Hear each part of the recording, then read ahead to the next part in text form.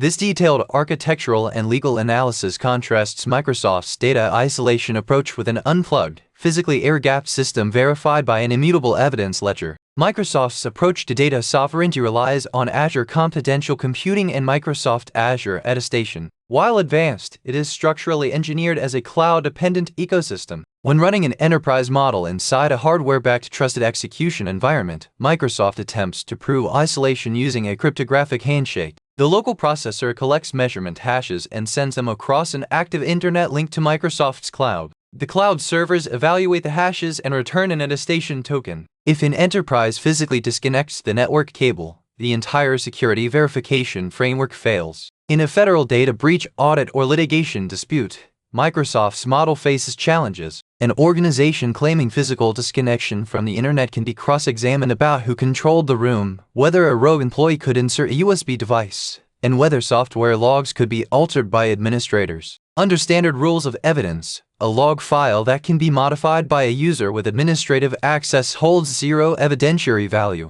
The solution is the court-submittable EVID log architecture. To achieve true local sovereignty, an architecture must provide an immutable, hardware-anchored local witness that eliminates the need to phone home to a cloud server. The EVID ledger replaces the cloud-tethered paper door with an unyielding cryptographic lock. Layer 1 uses a motherboard-level hardware root of trust. Instead of relying on an operating system to write text logs to a hard disk, the system binds state tracking to dedicated hardware registers. The system takes continuous sub-millisecond cryptographic snapshots and pushes them into write-once hardware registers inside an isolated secure element. Even a user with full root access cannot alter these entries. Layer 2 implements physical interface interdiction. When a sovereign isolated data session begins, the system forces a hardware-level lockdown of all external I/O controllers. If a device is inserted, the hardware controller triggers a non-maskable interrupt. The identity and timestamp are instantly signed by private keys burned into the silicon and permanently etched into the ledger. Layer 3 introduces a decoupled external cryptographic witness. This token is isolated from the system bus and runs its own secure microcontroller. Before, during, and after execution,